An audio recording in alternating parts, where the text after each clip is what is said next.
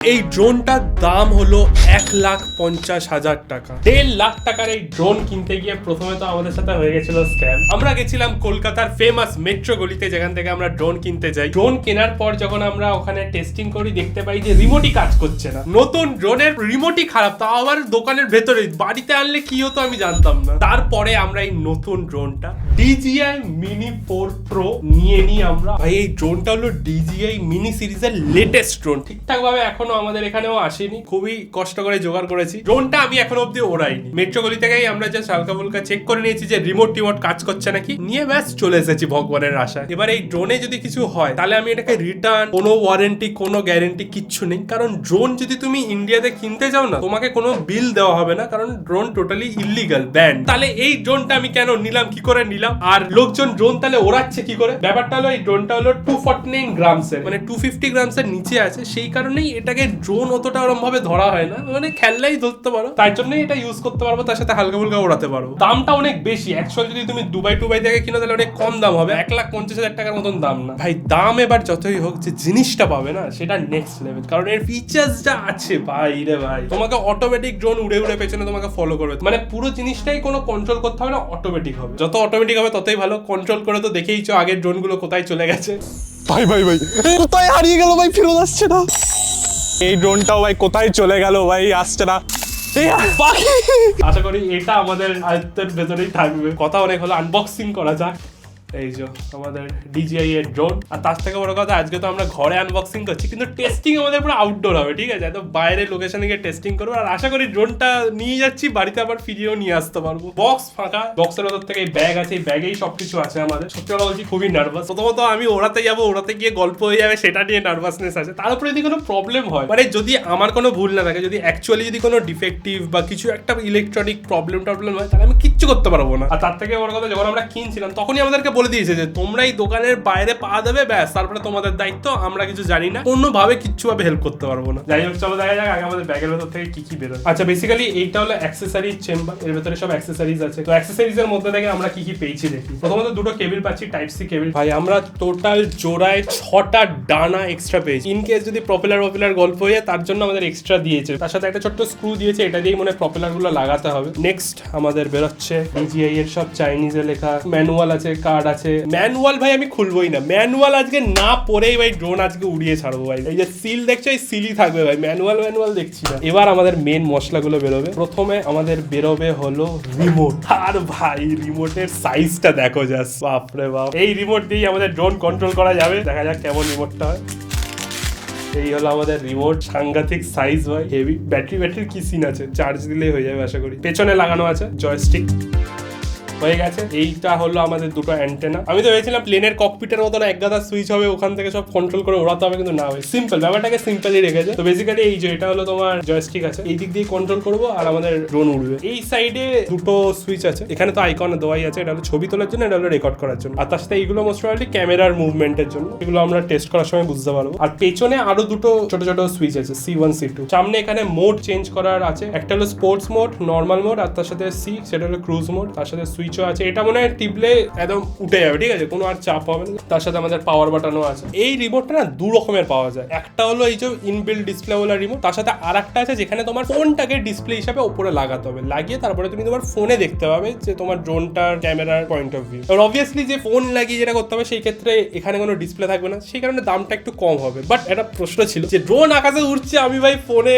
Control করছি, হঠাৎ করে ফোন সুইচ অফ হয়ে গেল বা ফোনে ভাই কল চলে আসলো, তখন কি করবো আর ড্রোন কি করবে? তার জন্য আমি ভাই এই ডিসপ্লে ওয়ালাই নিয়েছি। এটা হলো বেসিক্যালি DJI এর RC2 কন্ট্রোলার, যাদের ড্রোন নিয়ে একটু কৌতূহল থাকে তাদেরকে বললাম। তার সাথে আমরা পেয়েছি এক্সট্রা ব্যাটারি, দুটো এক্সট্রা ব্যাটারি দেওয়া হয়েছে। তো টোটাল 3টে ব্যাটারি থাকে, তো 3টে ব্যাটারি চার্জ দেওয়ার জন্য তোমার 3টে স্লট আছে। এবার যদি তোমরা ভাবো বাহ, DJI বেশ ভালো কোম্পানি, আমাকে দিয়ে দিয়েছে, চার্জ দেওয়ার ঝামেলা নেই, না ভাই ওরকমটা না, এগুলোর জন্য এক্সট্রা টাকা নিয়েছে। বেসিক্যালি যদি বাক্সে দেখো তোমরা নিচে দেখতে হবে যে ফ্লাই মোর কম্বো আমরা নিয়েছি। ফ্লাই মোর কম্বোতে ব্যাটারি থাকে দুটো এক্সট্রা, ঠিক আছে, তার সাথে এই চার্জারটা থাকে। আমাদের রিমোট এসে গেছে, আমাদের চার্জার আছে, ব্যাটারি আছে। এবার পালা, বুঝেই গেছো কি জিনিস বার করা। ব্যাগ ফাঁকা হয়ে গেছে, জাস্ট একটাই আছে আমাদের ড্রোন। আর ভাই ও ভাই, একটি ছোট ড্রোন, রিমোটের থেকে ড্রোন ছোট আছে।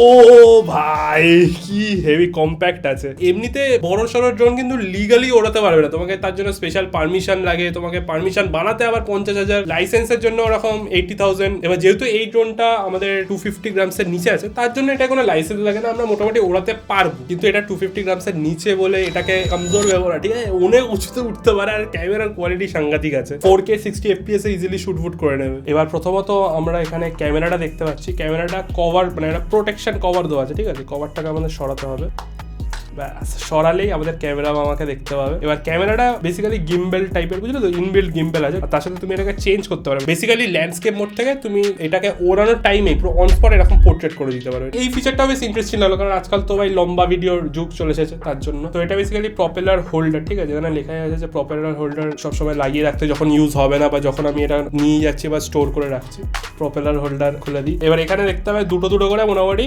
8টা তোমার প্রপেলার আছে, কিন্তু আমাদের এক্সট্রা আরো দিয়ে দিয়েছে 6টা বাই 2 জোড়া করে এক্সট্রা প্রপেলার আছে। তো প্রপেলার মানে ড্যামেজ হওয়াটা খুব কমন ড্রোনের ক্ষেত্রে, আমি খুব সাবধানে চালাবো, চেষ্টা করবো যাতে কিছু না হয়। এবার ডানাগুলোকে খোলা যাক, আস্তে আস্তে খুলি, এখানেই দেখবো মোট করে চাপ হয়ে যাবে। আর আগের ড্রোনগুলো এরকম ভাবে স্ক্যাম হয়েছে কয়েকটা, তো বেসিক্যালি এটা তো এরকম ভাবে খুলে যায়, তো আমি এটাকে এরকম ভাবে টানছি, বাট হবে না, এটাকে এরকম ঘুরিয়ে খুলতে হবে। তো এই যে এটাই হলো আমাদের সামনেটা আর পেছনটা, যেমন কি দেখতে পাচ্ছি আমাদের DJI এর ড্রোন। এবার ইন্টারেস্টিং বিষয় হলো এখানে চারিদিকে না এগুলো সেন্সার আছে, এই সেন্সার গুলো দেওয়া হয়েছে যাতে এই ড্রোনটা যখন নিজের থেকে উঠবে না, সামনে কোনো অবস্ট্রাকল আসলে ওটাকে অ্যাভয়েড করে চলে যাবে। তার সাথে যখন অটোমেটিক আমাকে ড্রোনটা ফলো করবে, তখন গাছপালা থাকলে সব নিজের থেকেই অবস্ট্রাকল গুলো এরকম ভাবে অ্যাভয়েড করে যাবে। এবার যদি সেন্সার ডিটেক্টটা করতে পারে হালকা কিছু, মানে এত পাতলা ডালবাল থাকলে তাহলে তো লেগে যেতেই পারে, তো সেইটা থেকে সাবধানে রাখতে হবে। আমরা প্রত্যেকটা জিনিস টেস্ট করবো, মানে হ্যাঁ ভয় পাচ্ছি ভাই নতুন ড্রোন যাতে কিছু হয়ে না যায়, বাট আমি টেস্ট করবো যে অ্যাকচুয়ালি হয় কিনা। এবার গাইস ড্রোনটার নিয়ম হলো যে একটু খোলামেলা জায়গায় এটাকে ওড়াতে, ঠিক আছে, বাই চান্স যদি একটু নড়বড় করে কিছু লেগে টেগে যায় তাহলে বিশাল ড্যামেজ হয়ে যাবে, বাট তার সত্ত্বেও আমরা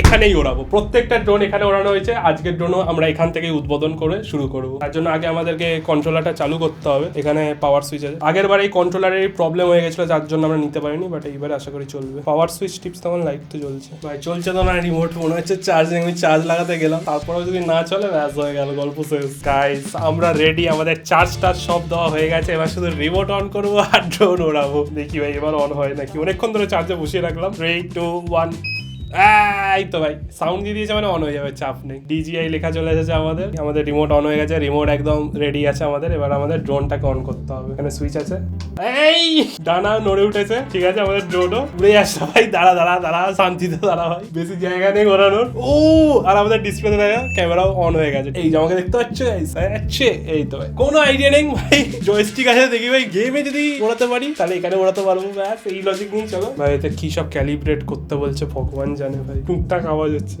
কি করছে আমি জানি না, উঠলেই এই হয়ে গেছে, ক্যালিব্রেশন কমপ্লিট, ক্যামেরা তো কাজ করছে, ঠিক আছে। এই যে মুখ নিচে নামাবে, মুখ উপরে তুলবে, চলো গাইস এবার ওড়ানো যাক, জানি না কি হবে ভাই। প্রপেলার টেক অফ বলে দিয়েছে, কিন্তু দাঁড়াও উড়ে যাও না ভাই, উপরে তো জায়গাই নেই ভাই, হালকা করে ওড়াতে হবে আমাদের। চলো ভাই হালকা করে উড়ে যা, আস্তে আর না ভাই, কি হাওয়া দিচ্ছে ভাই নিচে, উড়ে বাস, কারেন্ট অফ হয়ে গেলে ড্রোনের নিচে বসে পড়বো, ব্যাস হেভি। চলো ভাই নেমে যাও আস্তে নামো, নাপ রে ভাই, নামে না, আমি করছি নামছি না, নাপ রে ভাই, ভাই নামতে চাই না, এই তো টক করে সব চারিদিক থেকে আওয়াজ হচ্ছে, কারণ সেন্সর গুলো ডিটেক্ট করছে যে আশেপাশে অবস্ট্রাকল আছে। চলো ভাই এবার আমরা বাইরে যাবো ড্রোন ওড়াতে, আর সব করা ফিচার্স টেস্ট করবো, তার সাথে AI ফিচার্সও দেখবো কেমন আছে, আমাকে ফলো করে কেমন। অবস্ট্রাকল ডিটেকশন আর টেস্ট করা হবে, গাছের মধ্যখান দিয়ে ওড়াবো, দেখি ভাই কেমন অবস্ট্রাকল ডিটেক্ট করতে পারে। আসল খেলা এবার হবে, চলো বাইরে চলো। জানলা দিয়ে উড়ে যাচ্ছে, জানলা আগে দিয়ে দিই। এবার কোনো ওয়ার্নিং দিচ্ছে না, আশা করি ওড়াতে পারবো। এগো এই দাঁড়া পিছো, কথা শুনছে ভাই, কথা শুনছে। এবার আমরা ডাইরেক্ট দিয়ালে ধাক্কা মারার সিন করি, দেখি ধাক্কা লাগেন কিনা, না আর যাবে না, আর একটু হলে গল্প, নাম ভাই নাম।